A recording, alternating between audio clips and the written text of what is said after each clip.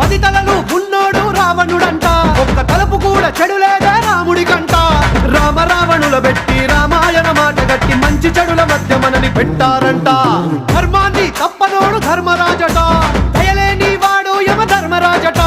వీడి బాట నడవకుంటే వాడి వేటు తప్పదంటూ ఈ బతుకును నాటకంగా ఆడిస్తున్నారంట. రంగా రంగా రంగస్థలాన ఆడడానికంటే ముందు సాధనంటూ చెయ్యలేని ఆట బొమ్మలవు అంట. మనమంతా తోలు బొమ్మలవు అంట.